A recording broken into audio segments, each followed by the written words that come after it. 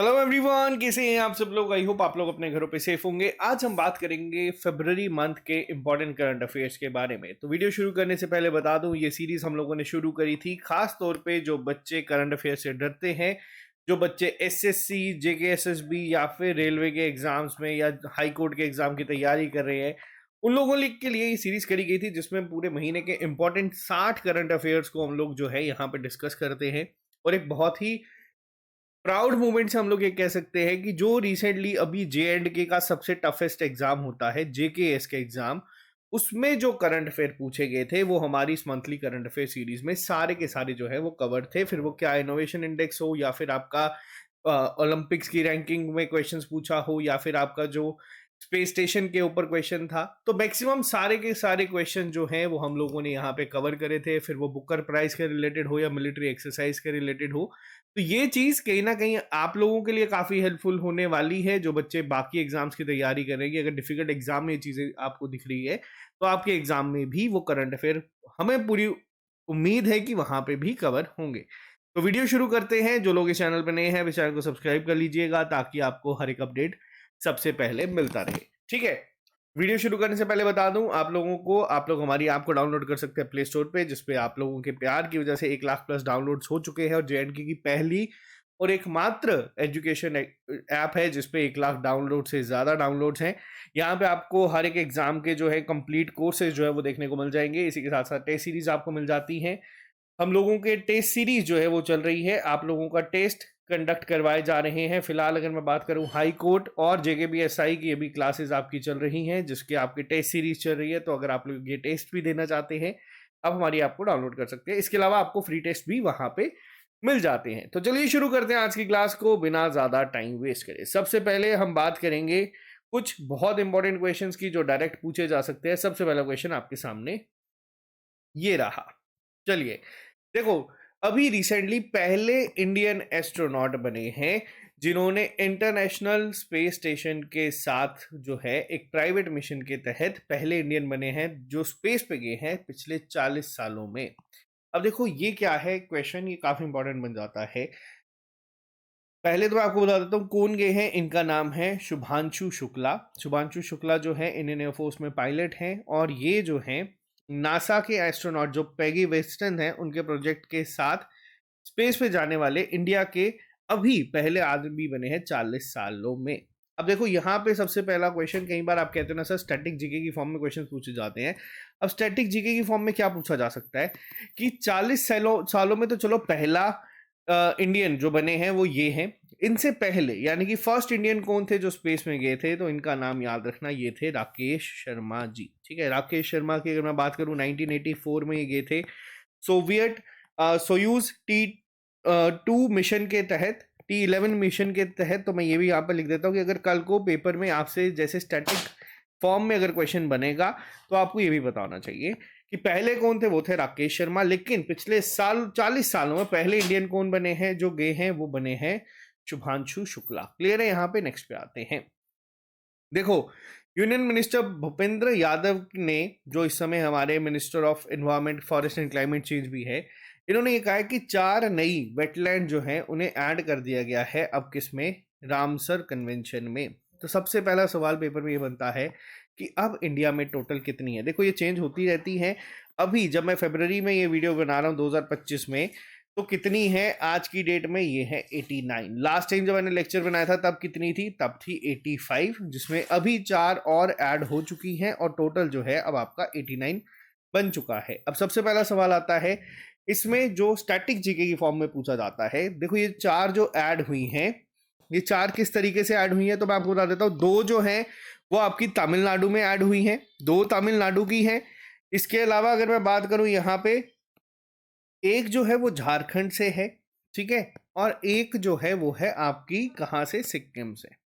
अब आपको ना इनके नाम भी फिलहाल के लिए याद रखने हैं क्योंकि ये पूछे जा सकते हैं। मैं आपको नाम भी इनके बता देता हूँ। जो तमिलनाडु से ऐड हुई है वो है सकार कोटाई बर्ड सेंचुरी, ठीक है।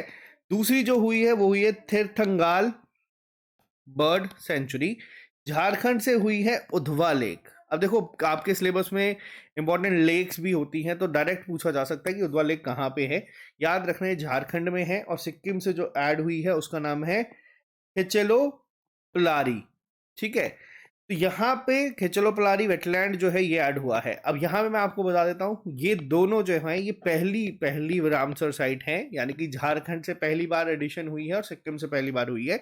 और अगर आपसे पूछा जाएगा कि सबसे ज्यादा रामसर साइट इंडिया में कहाँ पे है, तो आपको तमिलनाडु में ही दिखेंगी, जो टोटल इसको मिला के अब 20 हो चुकी हैं। ठीक है, ये तो थी इंडिया में रैंकिंग। अब अगर आपसे पूछा जाएगा कि इंडिया में टोटल जो है एशिया में इंडिया का रैंक, अगर रामसर साइट्स की बात करूं तो पहला है, यानी कि सबसे ज्यादा रामसर साइट्स आपको इंडिया में दिखेगी। कितने दिखेगी? 89। ठीक है, और अगर ग्लोबली मैं इस चीज के ऊपर बात करूं तो ग्लोबली इंडिया का रैंक क्या है, तो वो है थर्ड। इंडिया से ज्यादा कहाँ पे है? एक तो आपको यूनाइटेड किंगडम में देखने को मिलेगी, तकरीबन 176 है अगर मैं गलत नहीं हूं तो, और एक आपको मेक्सिको में देखने को मिलेगी, वो है 144, और फिर तीसरे नंबर पे आता है इंडिया। ठीक है, 89 के साथ। अब ये किसके तहत होता है? देखो ऐसा नहीं है कि कोई भी चाहे तो वो रामसर साइट डिक्लेयर हो जाती है। 9 क्राइटेरिया सेट करे गए थे। ये जो रामसर कन्वेंशन है कब का है? 1971 का। इसमें एक 9 क्राइटेरियाज होते हैं, जिसमें अगर आप फुलफिल होते हैं तो आपको इसमें ऐड किया जाता है। वेटलैंड डे कब मनाया जाता है? तो ये भी याद रख लेना, वेटलैंड डे इसी महीने 2 फरवरी को जो है वो मनाया जाता है। ये भी आपसे पूछा जा सकता है पेपर में। ठीक है, नेक्स्ट पे आते हैं हम लोग। अभी रिसेंटली देखो अनाउंस करा गया है, जो लेट चमन अरोड़ा थे इनको सिलेक्ट करा गया है साहित्य अकादमी अवार्ड 2024 के लिए। इनकी एक शॉर्ट स्टोरी थी एक और अश्वत्थामा। ये किस लैंग्वेज में लिखी गई थी? तो ये मैं आपको बताता हूँ, ये है डोगरी लैंग्वेज। काफ़ी इंपॉर्टेंट है, डोगरी से आप लोग समझ चुके होंगे कि हमारे जम्मू कश्मीर के हैं। और लेट चमन अरोड़ा जी को अब साहित्य अकादमी अवार्ड से सम्मानित किया गया है, तो इनका नाम याद रखिएगा। नेक्स्ट पे आते हैं। देखो अभी रिसेंटली कौन कौन सी फोर्सेस थी जिन्होंने पार्टिसिपेट करा था ट्रॉपिक्स 2025 में। अब देखो इस ट्रॉपिक्स की भी एक फुल फॉर्म है, मैं आपको वो भी बता देता हूँ। कल को अगर पता नहीं है कि अगर आपसे ये पूछा जाएगा तो ये ट्रॉपिक्स क्या था, ये था theatre level operational readiness exercise. ठीक है, ट्रॉपिक्स 2025 जो है अभी रिसेंटली यहाँ पे कंडक्ट करवाई गई है। कौन कौन सी फोर्सेस ने इस पर पार्टिसिपेट करा था? तो इस पे इन सभी ने किया था, इंडियन नेवी, आर्मी और एयरफोर्स के द्वारा ये जो है करवाई गई थी। तो इसका आंसर क्या हो जाएगा? इसका आंसर हो जाएगा ऑल ऑफ दी अबव। ठीक है, नेक्स्ट पे आते हैं। देखो बहुत फेमस नाम है, अभी काफी ज्यादा न्यूज में चल रहा है। सुनीता विलियम ने जो है एक नया रिकॉर्ड बनाया है, लॉन्गेस्ट टोटल स्पेस वॉकिंग का। ठीक है, बाय अ फीमेल एस्ट्रोनॉट। बहुत ज्यादा इंपॉर्टेंट है। अब टोटल टाइम इन्होंने कितना स्पेंड करा था, अब इसको आपको नोट करना है। ये है 62 आवर्स 6 मिनट जो है सही आंसर होगा। इनको याद रखिएगा, ये पूछा जा सकता है। नेक्स्ट पे आते हैं। अभी रिसेंटली किन्हें prestigious CA in public service award से सम्मानित करा गया था? देखो ये जो अवार्ड है ये institute of chartered accountants of India के द्वारा दिया जाता है। आउटस्टैंडिंग कंट्रीब्यूशन जो इनकी थी पब्लिक सर्विस में, यानी कि पर्टिकुलरली अगर हम बात करें law enforcement and national security में, ये अवार्ड दिया जाता है। तो ये अवार्ड किसे दिया गया है? तो ये अवार्ड दिया गया है दीपक कुमार केडिया जी को। इनका नाम याद रखिएगा। ठीक है, कई बार इस तरीके के क्वेश्चन भी आपको देखने को मिल जाते हैं। नेक्स्ट पे आते हैं। अब देखो यहाँ पे ये क्वेश्चन है, ये आपसे पूछा जा सकता है डायरेक्टली कि इनलैंड मैंग्रोव गुनेरी कहाँ पे है। देखो ये क्यों इंपॉर्टेंट हो गया है, क्योंकि ये पहला एक ऐसा है जिसे बायोडाइवर्सिटी हेरिटेज साइट जो है डिक्लेयर करा गया है। ये किस जगह पे है? तो ये है गुजरात में। ठीक है, इनलैंड मैंग्रोव गुनेरी। अब यहाँ पे याद रखने की ट्रिक याद रख लेना, गुजरात और गुनेरी। अब गलती से वहां पे मैंग्रोव को महाराष्ट्र के साथ रिलेट मत कर देना। तो ये आप लोगों को याद रखना है। इस तरीके की जब न्यूज आती है ना, ये पेपर में पूछी जाती है, खासतौर पे कब? जब ये फर्स्ट वर्ड आपको दिखता है ना, तो ये अपने आप में बहुत इंपॉर्टेंट हो जाता है। नेक्स्ट पे बात करते हैं। देखो सबसे ज्यादा bird species across 37 states and union territories, मतलब सारी की सारी इंडिया की जितनी भी स्टेट्स और यूनियन टेरिटरीज हैं उनमें सबसे ज्यादा बर्ड स्पीशीज कहाँ पे पाई जाती हैं? टोटल कितनी है? 543 है, और लगातार तीसरी साल इन्होंने ये जो है टॉप करा है। कहाँ पे मिलती है ये सबसे ज्यादा बर्ड स्पीशीज? तो आप बोलोगे वेस्ट बंगाल में मिलती है। लगातार तीसरे साल इन्होंने जो है इसको टॉप करा है। तो ये याद रखना, कई बार इस तरीके का डेटा भी पूछा जाता है। नेक्स्ट पे आते हैं। देखो सबसे पहली चीज, पेपर में ये क्वेश्चन इस तरीके से फ्रेम नहीं होगा। आंसर मैं बता देता हूँ, डॉक्टर जितेंद्र सिंह ने करा है। आपसे पेपर में पूछा जाएगा कि इंडिया का पहला open air art art wall museum जो है कहाँ पे किया गया है और किसकी 150th एनिवर्सरी पे करा गया है। ये हुआ है इंडियन मेट्रोलॉजिकल डिपार्टमेंट के 150th एनिवर्सरी के ऊपर। ठीक है, तो ये कहाँ पे है? ये है मौसम भवन, न्यू दिल्ली में। ठीक है, तो ये याद रखना, ये बहुत इंपॉर्टेंट हो सकता है क्योंकि रिसेंटली इसको 150 साल पूरे हुए हैं, तो हो सकता है आपको पेपर में देखने को मिले। मेरा आईएमडी के साथ पुराना रिश्ता है। इसका साइंटिफिक असिस्टेंट के पेपर में मेरे को फाइनल सिलेक्शन लिस्ट के बाद वेटिंग में कर दिया गया था, तो सारी चीज़ें अलग, बट ये सब चीज़ें यहाँ पे है। आईएमडी वैसे भी बहुत क्लोज रहता है, आ जाओ। काफ़ी ज़्यादा इंपॉर्टेंट है, इसको आप मोस्ट इंपॉर्टेंट मार्क कर दीजिएगा। वर्ल्ड हेल्थ ऑर्गेनाइजेशन के द्वारा रिसेंटली फर्स्ट अफ्रीकन कंट्री बनी है जिसमें ऑनक्रोकेसिस जो है, जिसको हम लोग रिवर ब्लाइंडनेस कहते हैं, उसको एलिमिनेट कर दिया है। अब देखो पेपर में पहला तो ये पूछा जा सकता है कि ये है क्या, तो ये भी आप लोग याद रख लेना, दोनों तरीके से पूछा जा सकता है। हम लोगों के ओएमआर टेस्ट में भी ये क्वेश्चन था। तो पहली अफ्रीकन कंट्री कौन सी बनी है जिसको ये डिक्लेयर करा गया है? वो है नाइजीर। ठीक है, नेक्स्ट पे आते हैं। कौन सा प्रोजेक्ट ऐसा है जिसे अभी प्रेस्टिजियस स्कॉच अवार्ड से सम्मानित करा गया है for improving forest ecosystems and supporting income generation as a part of 100th Skoch summit, जो कि न्यू दिल्ली में हुई है। तो देखो यहाँ पे अगर हम बात करें फॉरेस्ट इकोसिस्टम के ऊपर, तो किसे इससे सम्मानित करा गया है? तो ये करा गया है नागालैंड फॉरेस्ट मैनेजमेंट प्रोजेक्ट को, जिसका नाम NFMP भी है। और अगर मैं स्कॉच अवार्ड्स की बात करूँ तो स्कॉच अवार्ड रिसेंटली श्रीनगर को भी दिया गया था।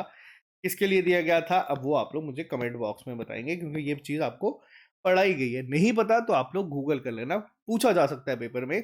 बट पेपर में ध्यान रखना क्या पूछा गया है। अगर आपसे पूछा जाएगा फॉरेस्ट इकोसिस्टम को इंप्रूव करने के लिए किसे दिया गया है, तो ये दिया गया है नागालैंड फॉरेस्ट मैनेजमेंट प्रोजेक्ट को। नेक्स्ट पे आते हैं। देखो अब कई बार आप लोग पेपर में कहते हो कि सर 8-8 10-10 साल पुरानी स्कीम्स पूछी गई थी, अब ये करंट अफेयर कैसे बनता है? तो मैं आपको बताता हूँ ये करंट अफेयर कैसे बनती है। अब जैसे रिसेंटली अगर मैं बात करूँ, सॉइल हेल्थ कार्ड स्कीम जो है उसको 10 साल कंप्लीट हो चुके हैं। ठीक है, अब ये यहाँ से क्वेश्चन पेपर में किस तरीके से बन सकता है वो मैं आपको बताता हूँ। अब सबसे पहली चीज़, अगर 10 साल हुए तो ये लॉन्च कब हुई थी? तो आप बोलोगे सर ये 2015 में लॉन्च करी गई थी। कहाँ पे करी गई थी? तो ये करी गई थी आपकी सूरतगढ़। ठीक है, कहाँ पे है? राजस्थान में। वहां पे इसको लॉन्च करा गया था। इसको जो थीम थी वो क्या है? वो था स्वास्थ्य स्वस्थ धरा खेत हरा।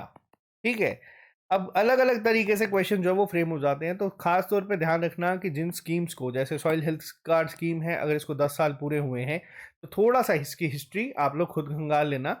आपको क्वेश्चंस पूछे जा सकते हैं, या तो आपसे पूछा जा सकता है कि ये करती क्या है। ये सॉइल हेल्थ कार्ड देती है फार्मर्स को कि किस कंडीशन में है, अलग अलग पैरामीटर्स होते हैं जिसके बाद ये दिया जाता है। क्लियर है? नेक्स्ट पे आते हैं। Best international cricketer of the year award women category में किसे दिया गया है बीसीसीआई अवार्ड्स के द्वारा, जिसे हम लोग नमन अवार्ड भी कहते हैं। तो इनको बताइए किसे दिया गया है। ध्यान रखना, समृति मंदाना जो है इन्हें अवार्ड दिया गया है। बहुत इंपॉर्टेंट ये होने वाला है, खासतौर पे वुमेन क्रिकेटर्स की बात करूं तो ये क्वेश्चंस पेपर में देखने को मिल जाते हैं। ठीक है, नेक्स्ट पे आते हैं। Padmaja Naidu Himalayan zoological park कहाँ पे है? क्यों इंपॉर्टेंट होगा? पेपर में स्टैटिक जीके की फॉर्म में आएगा, सीधा क्वेश्चन दे दिया जाएगा कि बताओ ये कहाँ पे है। ठीक है, अब ये इंडिया का पहला बायो बैंक फ्रोजन जू है और ये पहला ही एक एनिमल म्यूजियम भी है जो आपको देखने को मिलता है। अब गलती सबसे बड़ी क्या होती है, बच्चा कहता है सर हिमालयन है, हिमाचल हो सकता है, हिमाचल प्रदेश में हो, उत्तराखंड में हो। तो मैं आपको बता दूं, Padmaja Naidu Himalayan zoological park जो है वो आपका वेस्ट बंगाल में है। इसको ध्यान रखना, पेपर में अगर ये क्वेश्चन पूछा जाएगा तो ये फर्स्ट बायो बैंक के ऊपर हो सकता है ना पूछा जाए आपको, लेकिन स्टैटिक जीके की फॉर्म में ये क्वेश्चन पूछ लिए जाते हैं ये कहाँ पे। और बच्चा क्या करता है, वो सारे के सारे 300 400 parks, zoological park, bird sanctuaries याद कर लेता है। ये सब बेवकूफ़ी है, वही पूछी जाती है जो करंट इवेंट्स में होती है। ठीक है, नेक्स्ट पे आते हैं। काफ़ी इंपॉर्टेंट क्वेश्चन है। अभी रिसेंटली बताओ कौन सी ऐसी असेंबली है जिसने क्या करा है, जिसने इम्प्लीमेंट करी है ट्रांसलेशन फैसिलिटी। अब देखो ये किसके द्वारा करी गई है, ये करी गई है उत्तर प्रदेश के द्वारा। अब आप बोलोगे सर ये ट्रांसलेशन फैसिलिटी क्या है, तो देखो मैं आपको बताता हूँ ये ट्रांसलेशन फैसिलिटी क्या है। अब से वहां पे अवधी, ब्रज, भोजपुरी, बुंदेलखंड और इंग्लिश, इसमें ट्रांसलेट होगी हर एक चीज जो भी वहां पे कहा जाएगा। और ये पहली बार ऐसा किया गया है। उत्तर प्रदेश रिसेंटली न्यूज में बहुत ज्यादा था, क्यों? क्योंकि यहाँ पे महाकुंभ भी जो है वो हुआ था, और महाकुंभ एक बहुत बड़ा दुनिया का लार्जेस्ट जो है एक इवेंट आप लोग मान सकते हैं, जिसमें बहुत करोड़ों में लोगों ने जो है वहां पे आए थे। तो ये न्यूज में काफी ज्यादा है। याद रखना महाकुंभ कहाँ हुआ है, तो ये प्रयागराज में हुआ है। ठीक है, ये चीज भी आपको पता होनी चाहिए। और अगर मैं उत्तर प्रदेश की बात करूं तो रिपब्लिक डे पे जो बेस्ट टेबलू का अवार्ड मिला है वो भी उत्तर प्रदेश को मिला है, जिसकी थीम क्या थी, जिसकी थीम भी महाकुंभ ही थी। और उत्तर प्रदेश ने ही क्या करा है, पहली लेजिस्लेटिव बॉडी बनी है जिसने इंप्लीमेंट करी है ट्रांसलेशन फैसिलिटी इन लैंग्वेजेस में, जो आप लोग यहाँ पे देख सकते हैं। ठीक है, पेपर में क्वेश्चन अगर डिफिकल्ट करना चाहेगा एग्जामिनर तो आपको बोलेगा कि बताओ इनमें से किस में नहीं है। हो सकता है ऑप्शंस में आपको हिंदी दे दे, संस्कृत दे दे, अलग अलग ऑप्शंस दे दे, तो ध्यान रखिएगा। नेक्स्ट पे आते हैं। रिजर्व बैंक ऑफ इंडिया, जिसे हम लोग आरबीआई भी कहते हैं, इन्होंने एक मोबाइल एप्लीकेशन जो है वो लॉन्च करी है। किसके लिए करी है? ये क्या करेगी, ये पब्लिक को जो है अब एक्सेस दे देगी मैक्रो इकोनॉमिक का और फाइनेंशियल डेटा का। न्यूज में आने के बाद ही ये और काफी ज्यादा न्यूज में आ चुकी थी। बहुत सारी जगहों पे यहाँ पे अलग अलग जो है प्रतिक्रियाएं देखने को मिली कि कुछ डेटा जो है प्रॉपर एक्सेस नहीं हो पा रहा था। ये सब चीजें अलग है, बट इसका नाम क्या रखा गया है? अब एप्स को याद रखने का ट्रिक मैंने आपको क्या बताया था। आज की डेट में हमारे पास इंटरनेट इतना है, हम लोगों का काम क्या है, आप लोग ना जाके इस ऐप को बस एक बार ही डाउनलोड करना, और इसको ज़्यादा नहीं तो 10-15 मिनट के लिए यूज़ कर लेना। आपको इसका नाम ना दिमाग में छप जाएगा, याद करने की जरूरत नहीं पड़ेगी। ठीक है, और इस तरीके के क्वेश्चंस पेपर में देखने को मिलते हैं। आरबीआई के गवर्नर जो है वो चेंज हुए हैं, उनका नाम क्या है? उनका नाम है अब संजय मल्होत्रा। ठीक है, पहले कौन थे? शक्तिकांत दास, बट अब वो चेंज हो चुके हैं। नेक्स्ट पे आते हैं। बहुत ही ज्यादा मोस्ट मोस्ट इंपॉर्टेंट, आप इसको मार कर दीजिएगा। अभी एकमात्र इंडियन कौन है जिन्हें टाइम मैगजीन 2025 और वुमेन ऑफ द ईयर से सम्मानित करा गया है? क्योंकि जो उनके एफर्ट्स थे reviving the endangered greater agent stork, जिसे हरगिला भी कहा जाता है, इनका नाम क्या है? तो जिनको आप यहाँ पे देख पा रहे हैं, इनका नाम है पूर्णिमा देवी बर्मन। ठीक है, असम से बिलोंग करते हैं। इन्होंने बेसिकली फाउंडर है हरगिला आर्मी की। ठीक है, ये काफ़ी एंडेंजर्ड स्पीशीज है जिसको ये जो है बचाने की कोशिश कर रहे हैं। इनको बहुत सारे अवार्ड्स ऑलरेडी मिल चुके हैं, जिसमें vitally award, champions of earth award, और अब यहाँ पे इन्हें वुमेन ऑफ द ईयर के अवार्ड से भी सम्मानित जो है वो करा गया है। बहुत ज़्यादा इंपॉर्टेंट ये क्वेश्चन जो है आपके एग्जाम पॉइंट ऑफ व्यू से बनता है। नेक्स्ट पे आते हैं। कौन सा एयरपोर्ट ऐसा है जो पहला बना है इंडिया का जिसे सर्वश्रेष्ठ सुरक्षा पुरस्कार दिया गया है, जिसे हम लोग गोल्डन ट्रॉफी भी कहते हैं? ये national safety council of India के द्वारा दिया जाता है। अब ये अवार्ड किस एयरपोर्ट को दिया गया है? तो ये दिया गया है मनोहर इंटरनेशनल एयरपोर्ट को। सबसे पहला सवाल, ये एयरपोर्ट है कहाँ पे? तो देखो ये एयरपोर्ट है गोवा में। अब ये नाम मनोहर जो है किसके नाम पे रखा गया है? हमारे फॉर्मर डिफेंस मिनिस्टर थे मनोहर पारिकर जी, उनके नाम पे ये एयरपोर्ट जो है रखा गया है। अभी की बात करूं तो हमारे डिफेंस मिनिस्टर कौन है? आप बोलोगे कि वो है राजनाथ सिंह जी। ठीक है, ये चीजें क्लियर है। तो यहाँ पे याद रखना सर्वश्रेष्ठ। अब याद रखने की ट्रिक क्या है? देखो अवार्ड कौन सा दिया गया है? अवार्ड दिया गया है सुरक्षा पुरस्कार। ठीक है, सुरक्षा पुरस्कार मैंने आपको क्या बताया? मनोहर इंटरनेशनल पारिकर, मनोहर इंटरनेशनल एयरपोर्ट को दिया गया है। और मनोहर पारिकर जो थे वो हमारे डिफेंस मिनिस्टर थे। अब ऑब्वियसली डिफेंस मिनिस्टर के नाम पे अगर एयरपोर्ट है तो उनकी सुरक्षा सर्वश्रेष्ठ ही होगी। तो बस यहाँ से आप लोग याद रख लेना, और गोवा भी आपको पता होना चाहिए। क्लियर है? नेक्स्ट पे आते हैं। गिनीज वर्ल्ड रिकॉर्ड बनाया गया है लॉन्गेस्ट क्लासिकल डांस परफॉर्मेंस का, जिसमें 139 आर्टिस्ट जो थे इन्होंने पार्टिसिपेट करा था। किस फेस्टिवल में किया गया है? दो तरीके से क्वेश्चन बनेगा। देखो गिनीज वर्ल्ड रिकॉर्ड बना है तो ऑटोमेटिकली इंपॉर्टेंट बन जाता है। खजुराहो डांस फेस्टिवल जो है उसे सम्मानित करा गया है यहाँ पे वर्ल्ड रिकॉर्ड के साथ। कहाँ पे है खजुराहो? ये हुआ कहाँ पे है? तो आप बोलेंगे सर ये हुआ है मध्य प्रदेश में। क्लियर है? बहुत इंपॉर्टेंट पॉइंट है, याद रखिएगा, पेपर में पूछा जा सकता है। रिसेंटली यूनियन टेरिटरी दिल्ली में इलेक्शन हुए हैं, आम आदमी पार्टी जो है वहां पे इलेक्शन हार गई थी। आपको बताना है कि दिल्ली की 9th चीफ मिनिस्टर और 4th विमेन चीफ मिनिस्टर कौन बनी है। तो देखो, इनका नाम आपको पता है, रेखा गुप्ता है। अब यहाँ पे सवाल क्या बनता है कि ये 4th हैं, आप बताइए कि कौन 3 थी जो पहले बनी थी। अब सबसे पहले नाम आता है शीला दीक्षित का, जो लॉन्गेस्ट सर्विंग सीएम भी थी, ठीक है। इसके बाद नाम आता इनके बाद नाम आता है आपका इसका अतिशी मार्लेना का, जो भी थोड़े टाइम के लिए बनी थी अरविंद केजरीवाल को जेल जाने के बाद। अब ये हुए 3। तो इनसे पहले कौन था? इनसे पहले थोड़े से टाइम के लिए सुषमा जो है स्वराज भी जो है वो भी दिल्ली की चीफ मिनिस्टर रह चुकी हैं, जो हमारी पहले क्या थी, एक्सटर्नल अफेयर मिनिस्टर। क्लियर है यहां तक? नेक्स्ट क्वेश्चन पे बात करते हैं। नेक्स्ट के ऊपर अगर मैं बात करूं तो देखो, 2 कंट्रीज, एक तो आप लोग नाम देख सकते हैं मोरक्को का। मोरक्को के साथ कौन सी कंट्री ऐसी है जिसे Prince Michael decade of action road safety award दिया गया है, ताकि ये अवार्ड दिया जाता है जो रोड सेफ्टी को इंप्रूव करने के लिए जो कंट्रीज एक्स्ट्रा ऑर्डिनरी परफॉर्म करती हैं उन्हें। तो देखो, एक तो आ गई आपकी मोरक्को और दूसरी ऑब्वियस है इंडिया है, तभी ये क्वेश्चन यहाँ पे आप लोगों के सामने है। क्लियर है? यहाँ पे इंडिया और मोरक्को को जो है Prince Michael decade of action road safety award दिया गया है। अब देखो, यहाँ पे क्वेश्चन डिफिकल्ट बनाने के लिए ना आपसे पूछा जा सकता है इंडिया और किस कंट्री को दिया गया है, तो आपको मोरक्को का नाम भी यहाँ पे याद रखना होगा। ठीक है, नेक्स्ट पे आते हैं। बहुत फेमस जो ऑथर हैं और साहित्य अकादमी अवार्डी भी हैं ये, इन्होंने अपनी 25th बुक जो है उसको रिलीज करा है, जिसका नाम है life on Mars collected stories.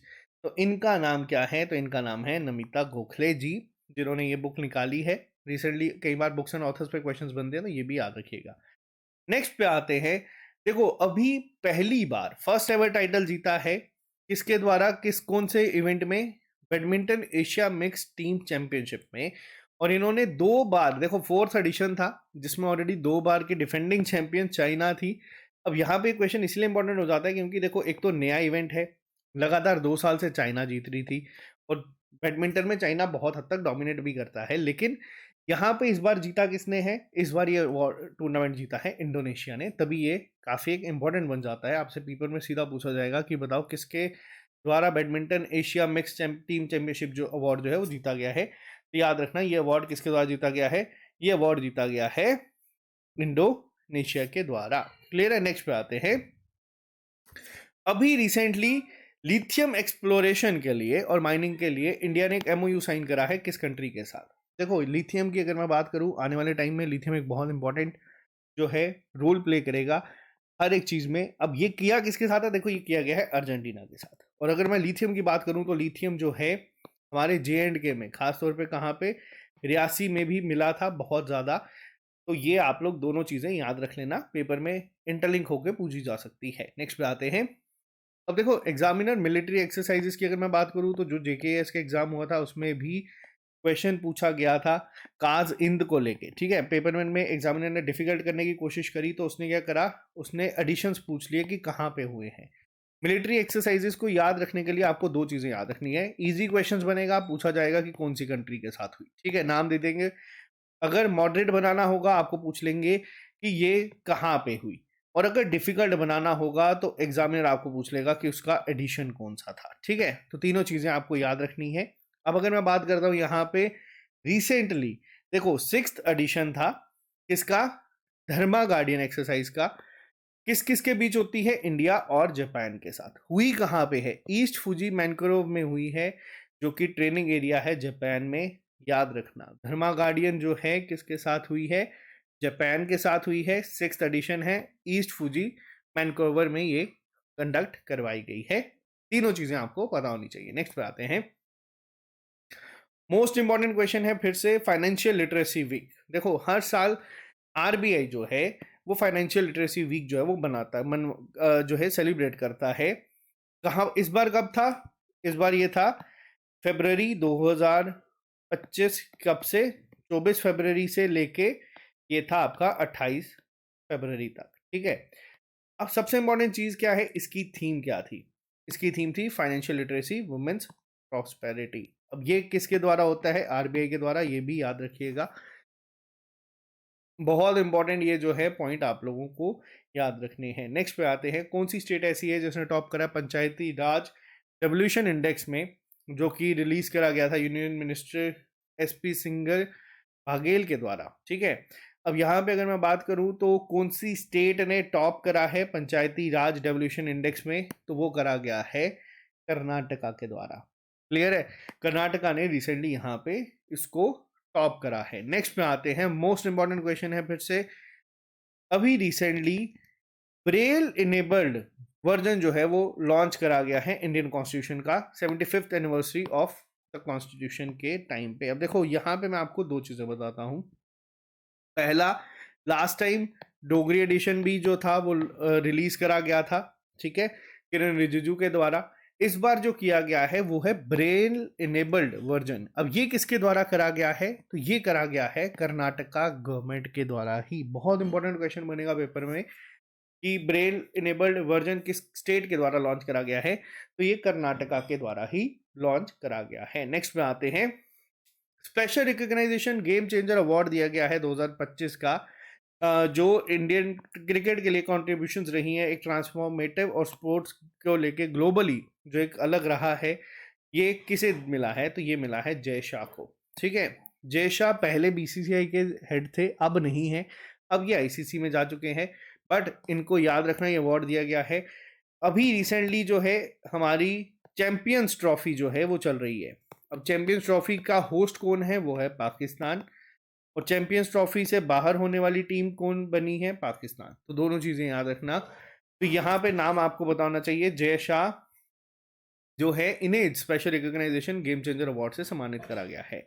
Next पे आते हैं, 9th एशियन विंटर गेम्स। अब देखो एशियन विंटर गेम जो हैं अभी रिसेंटली जो हुए हैं, इसमें किसके द्वारा टॉप करा गया है, तो बहुत इजी होगा, चाइना के द्वारा जो है इसको टॉप करा गया है। क्लियर है, हार्बिन 2025 भी इसे कहा जाता है, कहा गया था, तो इसको यहाँ पे याद रखिएगा। नेक्स्ट पे आते हैं, sports star of the year award 2025 किसको मिला है, और साथ ही साथ sports women of the year Olympic sport के लिए किसे मिला है, स्पोर्ट स्टार एस अवार्ड दिए गए थे। तो यहाँ पे आपको बता दूं ये अवार्ड दिया गया है मनु भाकर को, जिन्हें इस साल खेल रत्न भी मिला है। ठीक है, अब दो चीजें आपको यहाँ पे मैं बता देता हूँ, इन दोनों चीजों को याद रखना, पेपर में इस टाइप के क्वेश्चन जो है वो बनते हैं। अब यहाँ पे सबसे पहला क्या है, स्पोर्ट्स वुमेन। अगर आपसे पूछूंगा यहाँ पे स्पोर्ट्स स्टार, अब दो चीजें हैं, देखो स्पोर्ट्स स्टार अलग कैटेगरी है, स्पोर्ट्स वुमेन अलग कैटेगरी है। अगर मैं पूछूं, अगर आपको कोई पूछेगा स्पोर्ट्स स्टार मेल किसको मिला है, तो याद रखना ये मिला है पीआर श्रीजेश को। पीआर श्रीजेश कौन है, ये हमारे हॉकी के बहुत बड़े दिग्गज खिलाड़ी थे। ठीक है, और अब यहाँ पे क्वेश्चन कंफ्यूजिंग हो जाता है कि अगर आपसे पूछा जाएगा कि बताओ स्पोर्ट्समैन ऑफ द ईयर का अवार्ड किसको मिला है, तो ये मिला है स्वप्निल कोसाले को, और साथ ही साथ सरबजोत सिंह को, जिन्होंने क्या किया था, ओलंपिक्स में मेडल जीते थे। अब यहाँ पे एक अवार्ड मिलता है टीम कैटेगरी में, तो टीम बेस्ट टीम की अगर बात करूं तो किसको मिला है, तो वो मिला है Indian women and men chess team को। क्यों, क्योंकि इन दोनों ने अभी रिसेंटली फेडरेट कप जीता है। अगर आपसे पूछा जाएगा कि क्लब कैटेगरी में किसको मिला है, तो वो मिला है मुंबई क्रिकेट टीम को, क्रिकेट क्लब को। बट मुंबई की अगर बात करूं तो जे.एंड.के ने इस बार मुंबई को हराया था रणजी ट्रॉफी में ही। तो ये कुछ नाम है आपको याद रखने हैं, इतना डिटेल में जाएगा नहीं, बट मैंने आपको बता दिया। नेक्स्ट पे आते हैं, इंटरनेशनल चाइल्डहुड कैंसर डे। अब देखो दो चीजें, एक तो होता है कैंसर डे, एक होता है इंटरनेशनल चाइल्डहुड कैंसर डे। ये अलग अलग दिन मनाए जाते हैं। कैंसर डे मैं अभी आपको पूरा थीम वगैरह बताऊंगा, but international childhood cancer day कब मनाया जाता है, ये 15 फरवरी को मनाया जाता है। इसकी थीम इस साल क्या थी, तो इसकी थीम आपको याद रखनी है, इसकी थीम थी इंस्पायरिंग एक्शन। बहुत इंपॉर्टेंट है, याद रखना, पेपर में पूछा जा सकता है। और अगर मैं कैंसर डे की बात करूं तो वो आपका मनाया जाता है 4 फेब को, जिसकी थीम थी 2027 तक यही रहेगी, यूनाइटेड बाय यूनिक। तो दोनों में अब कंफ्यूजन नहीं होनी चाहिए। अगर सिर्फ कैंसर डे पूछा जाएगा तो वो 4 फेब को होता है, और अगर आपको इंटरनेशनल चाइल्डहुड कैंसर डे पूछा जाएगा तो वो 15 फेब को मनाया जाता है। नेक्स्ट पे आते हैं, कौन सी स्टेट ऐसी है जो पहली इंडियन स्टेट बनी है जिसने इंट्रोड्यूस करी है एक dedicated global capability centre policy 2025, जिसका positioning itself as a leading hub for global innovation and business collaboration. तो ये किसके द्वारा करी गई है, तो यहाँ पे आपको बता दूं ये करी गई है मध्य प्रदेश के द्वारा। ठीक है, नेक्स्ट पे आते हैं। अब ये क्वेश्चन ना काफी इंटरेस्टिंग है और काफी इंपॉर्टेंट है। क्यों? क्योंकि देखो ये जो न्यूज आप लोग देख रहे हैं ये थी एक 14 फेब की, और एक न्यूज आई है अभी रिसेंटली 27-28 फेब को, थोड़े दिन पहले ही। अब ये क्वेश्चन क्या कहता है, ध्यान से पढ़िएगा। ये कहता है यूनाइटेड किंगडम का knight commander of the most excellent order of the British Empire, जिसे KBE अवार्ड कहा जाता है, under King Charles III reason for his services to UK India business relation दिया गया है। अब देखो यहाँ पे बात करूं, अगर आप न्यूज उठाओगे तो वो 14 फेब की कहती है नटराजन चंद्रशेखरन को। लेकिन अगर मैं बात करूं अभी रिसेंटली 2-3 दिन पहले की न्यूज में, तो वहां पे हर जगह पे ये हो रहा है कि फर्स्ट इंडियन बने हैं जिन्हें ये ही अवार्ड मिला है, उनका नाम है सुनील भारती मित्तल। अब यहाँ पे ये क्या है, अब ये क्वेश्चन जब मैंने पूरा डिटेल में सर्च करा तो इन्होंने भी थैंक यू बोला है, इन्होंने भी थैंक यू बोला है, बट इनके साथ ये आ रहा है कि फर्स्ट इंडियन ये बने हैं जिनको मिला है।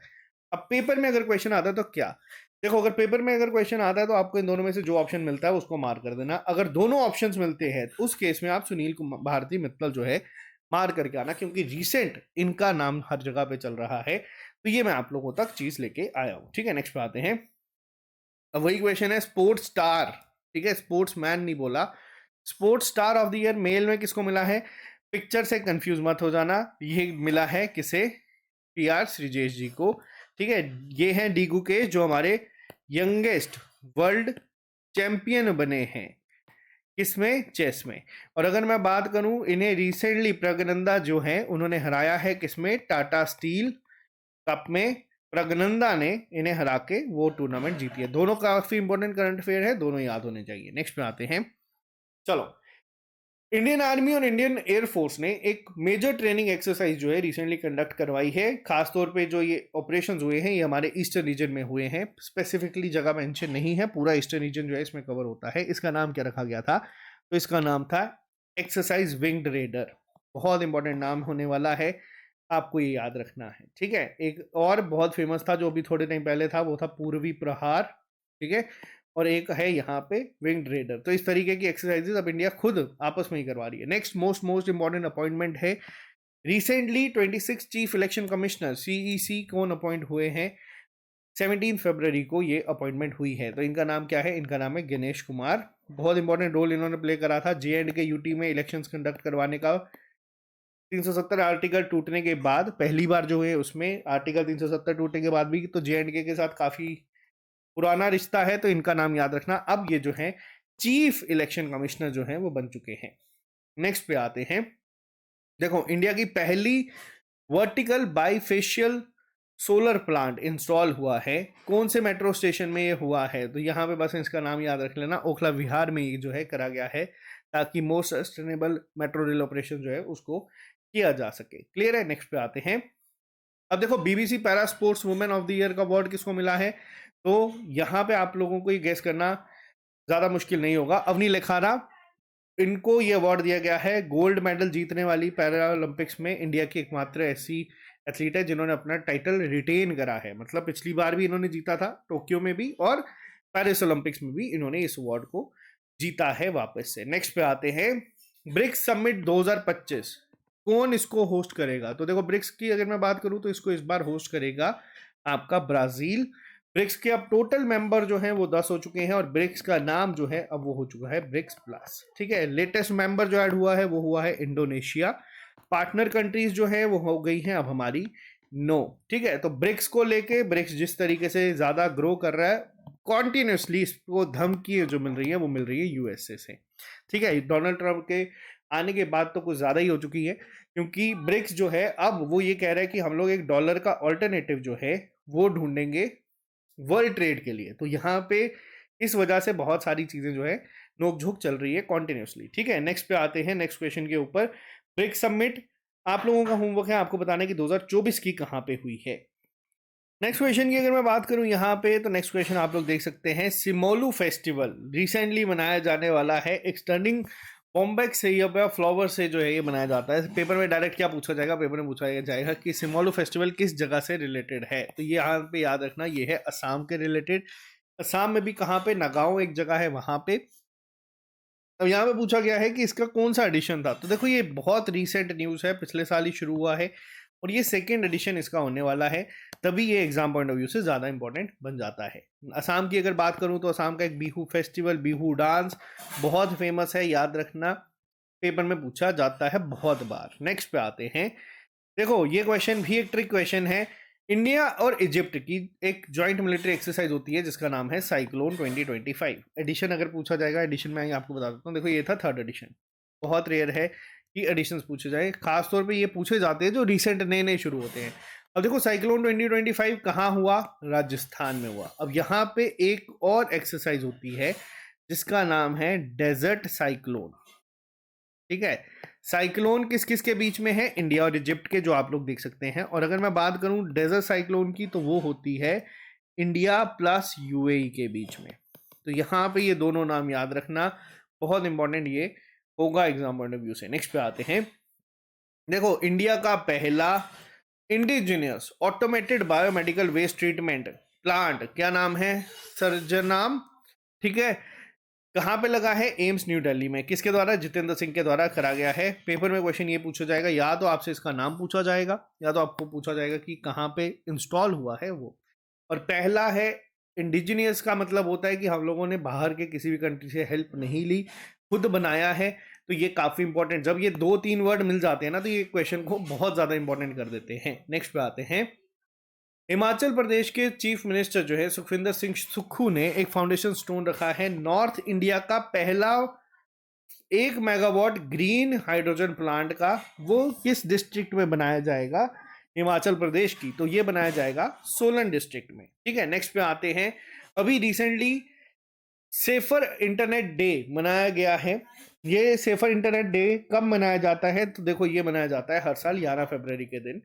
अब यहाँ पे मेन काम होता है कि अवेयरनेस को जो है बढ़ाया जाए और जो सेफ और रिस्पॉन्सिबल यूज है इंटरनेट का, खास तौर पे जो यंग लोग हैं और या बच्चे हैं उन तक ये चीज करी जाए। फिर कब हुआ है, तो ये हुआ है 11 फरवरी को। ठीक है, नेक्स्ट पे बात करते हैं। देखो नेक्स्ट की अगर मैं बात करूं, रिसेंटली बुक रिलीज करी गई है जिसका नाम है I am. Gopichand P Hinduja के द्वारा ये बुक जो है वो लिखी गई है। अब यहाँ पे बात की जाती है ये कौन है, ये चेयरमैन है हिंदुजा ग्रुप के, बहुत बड़े पर्सनालिटी है। अब यहाँ पे सबसे बड़ा सवाल आता है कि ये किसके द्वारा अनवील करी गई है, तो यहाँ पे की गई है जगदीप धनकर जी के द्वारा, जिनको आप यहाँ पे देख सकते हैं। बट पेपर में ये पूछा जाएगा कि इसके ऑथर कौन है, किसके द्वारा कंपाइल करी गई है, तो इनका नाम याद रखना, गोपीचंद पी हिंदुजा इनका नाम है। नेक्स्ट पे आते हैं। करप्शन परसेप्शन इंडेक्स जो है रिसेंटली आया है और इसमें इंडिया का क्या रैंक रहा है। देखो करप्शन परसेप्शन इंडेक्स की अगर मैं बात करूं तो इसमें इंडिया का रैंक रहा है इस बार 96। ट्रिक है, सिर्फ ट्रिक है याद रखने के लिए, बस इतना याद रखना 9 में से 6 लोग करप्ट है, तो आपको ये कभी भूलेगा नहीं। बच्चों को मैंने पेपर में ट्रिक बताई थी कि 3 को हम लोग 9 बना देते हैं, यानी कि 39 इनोवेशन इंडेक्स। पेपर में सेम एग्जैक्ट क्वेश्चन पूछा गया था। तो ये कई बार छोटी छोटी ट्रिक्स आपको भी हेल्प कर जाएगी। अगर आपको डेटा याद रखने में प्रॉब्लम होती है तो आप भी अपनी एंड पे ट्रिक्स बना सकते हैं। नेक्स्ट पे आते हैं। इंडिया का पहला फेरिट रिसर्च फैसिलिटी जो है वो शुरू करी गई है किस सिटी में। देखो ये यहाँ पे अगर मैं बात करूँ तो ये करी गई है फरीदाबाद में। ठीक है, पहली बार करी गई है। जितनी भी यहाँ पे वैक्सीन की R&D होगी वो यहाँ पे की जाएगी। तो आप लोगों के लिए क्वेश्चन इंपॉर्टेंट बन जाता है। बिना डिस्कस करे ये क्वेश्चन का आंसर आप लोग बिना क्वेश्चन को पढ़े भी कर सकते हो। एशिया की रिचेस्ट फैमिली कौन सी डिक्लेयर हुई है रिसेंटली, तो वो है अंबानी फैमिली, जिनको आप लोग यहाँ पे देख सकते हैं। इनकी नेटवर्थ है 90.5 बिलियन US डॉलर। कैलकुलेट करना कि रुपीज में कितने होंगे। आ जाओ नेक्स्ट क्वेश्चन के ऊपर। हाँ ये क्वेश्चन काफी इंपॉर्टेंट है क्योंकि ध्यान देना जब भी कभी पूछा जाएगा वर्ल्ड रेडियो डे। ठीक है, वर्ल्ड रेडियो डे कब मनाया जाता है, सबसे पहला सवाल।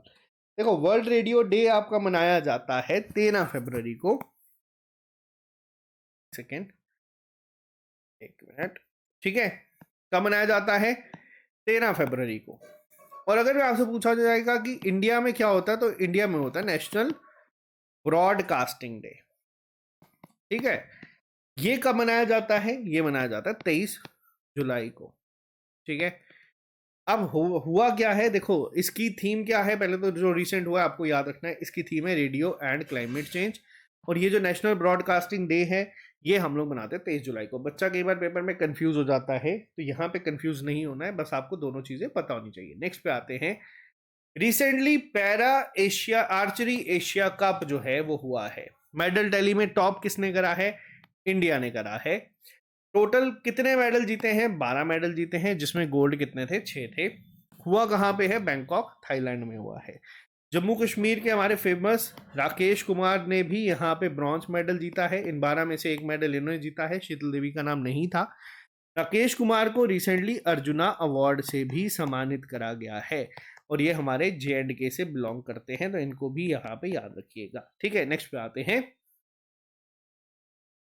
अभी रिसेंटली कौन सा एडिशन था वर्ल्ड गवर्नमेंट समिट? देखो यहाँ पे क्वेश्चन क्या बनता है मैं आपको बताता हूँ। पेपर में पूछा जाएगा वर्ल्ड गवर्नमेंट समिट कहाँ पे हुई? दुबई में हुई। ठीक है, अब थीम क्या थी? थीम थी शेपिंग फ्यूचर गवर्नमेंट। अब ये कौन सा एडिशन था इसका? तो ये था आपका 15वां एडिशन। क्लियर है यहाँ पे? याद रखना। सॉरी, एक सेकेंड, ये था आपका 12वां एडिशन। क्लियर है? ये कौन सा एडिशन था? ये 12th एडिशन था, तो ये याद रखिएगा। नेक्स्ट पे आते हैं, highest domestic passenger load factor जो है, जितने भी डोमेस्टिक मार्केट्स हैं हमारी, उसमें सबसे ज्यादा ये किसका हुआ था? ये बेसिकली क्या होता है, मैं अगर आपको लेमन लैंग्वेज में बताऊं तो ये होता है अवेलेबिलिटी ऑफ सीट कैपेसिटी। तो सबसे ज्यादा किसकी है highest domestic passenger load factor? तो ये है हमारा इंडिया का। ठीक है, पेपर में आएगा, सीधा आंसर मार्क कर देना। और अगर कभी इस तरीके का क्वेश्चन बनेगा तब भी आपको पता होना चाहिए कि इसका आंसर जो है वो इंडिया ही होता है। नेक्स्ट पे अगर हम बात करें, यूनियन मिनिस्टर राजनाथ सिंह जो है मिनिस्ट्री ऑफ डिफेंस के, इन्होंने इनॉग्रेट करा है कौन सा एडिशन? एरो इंडिया का। देखो एरो इंडिया क्या है? ये एशिया का लार्जेस्ट एरोस्पेस और डिफेंस एग्जीबिशन होती है। कहाँ पे हुई है? यलंखाना एयरफोर्स स्टेशन, जो कि बेंगलुरु में है। पेपर में क्वेश्चन कैसे बनेगा? आपसे पूछा जाएगा कि एरो इंडिया कहाँ पे हुआ, आपको ये नाम याद रखना है। या तो आपसे पूछा जाएगा कि कहाँ पे है, एडिशन कौन सा था? तो देखो ये एडिशन था 15th। क्लियर है? एडिशन पे पूछे जाने के चांसेस कम है, आपको क्वेश्चन में ही जो है पूछा जाएगा, अगर पेपर में पूछा गया तो। नेक्स्ट पे आते हैं, नेशनल वुमेन डे कब मनाया जाता है? बहुत इंपॉर्टेंट है। नेशनल वुमेन डे हर साल हम लोग मनाते हैं 13 फरवरी को। इस दिन जो है बर्थ एनिवर्सरी होती है सरोजिनी नायडू को, जिनको क्या कहा जाता है? नाइटिंगेल ऑफ इंडिया, यानी कि भारत की कोकिला भी इन्हें ही कहा जाता है। पेपर में स्टैटिक जीके की फॉर्म में क्वेश्चन पूछा जाएगा कि बताओ नाइटिंगेल ऑफ इंडिया किसे कहा जाता है? तो वो सरोजिनी नायडू को कहा जाता है। और नेशनल वुमेन डे भी इन्हीं के जन्म दिवस के दिन जो है मनाया जाता है, यानी कि 13 फरवरी को। क्लियर है?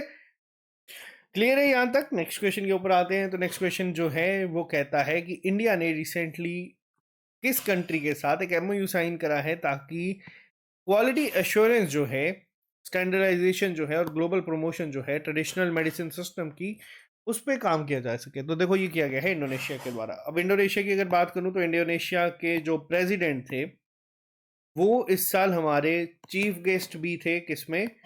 रिपब्लिक डे की परेड में, जो अभी जनवरी 2025 में हुई है। ठीक है, रिपब्लिक डे परेड में भी ये चीफ गेस्ट थे। तो ये सब चीज़ें वहाँ पे भी आप लोगों ने देखी है, और ये MOU भी हमने इंडोनेशिया के साथ साइन करा है। नेक्स्ट पे आते हैं, इंडिया का पहला AI आर्टिफिशियल इंटेलिजेंस यूनिवर्सिटी जो है, जो कि सेंटर ऑफ एक्सीलेंस बनेगा फॉर एजुकेशन इनोवेशन के लिए, ये कहाँ पे एस्टेब्लिश होने वाला है? बहुत ही ज़्यादा मोस्ट इंपॉर्टेंट, आप इसको मार्क कर दीजिए क्वेश्चन को। कहाँ पे होगा? ये होगा महाराष्ट्र में। ठीक है, ये मोस्ट इंपॉर्टेंट है। पहला AI यूनिवर्सिटी जो इंडिया बनाने वाला है वो आपका महाराष्ट्र में होगा। नेक्स्ट पे आते हैं, United nation world wetland day की अगर मैं बात करूं तो उन्होंने ऑब्जर्व होता है हर साल 2 फरवरी के दिन। मैंने आपको स्टार्टिंग में भी बताया था। इस साल इसकी थीम क्या थी? Protecting wetlands for our common future. ठीक है, अब ये क्वेश्चन आपका जो है आंसर क्वेश्चन में ही छुपा था, तो बट जो सबसे इंपॉर्टेंट है वो ये, आपको थीम इसकी पता होनी चाहिए। नेक्स्ट पे आते हैं, वर्ल्ड कैंसर डे मैंने आपको बताया कब होता है? 4 फेब को। थीम भी मैंने आपको इसकी बताई है, यूनाइटेड बाय यूनिक। ठीक है, और यहाँ पे अगर मैं बात करूँ ये थीम कब तक रहेगी? ये थीम रहेगी 2027 तक। तो ये आपके लिए काफी इंपॉर्टेंट है। लास्ट क्वेश्चन पे चलते हैं आज के। मिलिट्री एक्सरसाइज हुई है एक्वेरिन। ठीक है, किस किस के बीच में होती है? इंडिया और मालदीव्स के बीच में होती है। कहाँ पे हुई है इस बार? ये हुई है अर्चिपेलागो नेशन मालदीव्स में ही करवाई गई है। आपको बताना है कौन सा एडिशन था, तो ये इस बार इसका था 13th एडिशन। तो ये थे हमारे इस पूरे फरवरी महीने के important current affairs. I hope आपको ये लेक्चर जो है पसंद आया होगा। वीडियो अगर पसंद आई है तो आप इसको लाइक कर दीजिए और अपने फ्रेंड्स के साथ शेयर कर दीजिए। इसका पीडीएफ आपको हमारी ऐप पे मिल जाएगा। बाकी मिलते हैं आप लोगों से जल्दी नए लेक्चर के साथ। आज के लिए फिलहाल इतना ही। Bye bye, take care, all the very best, see you soon.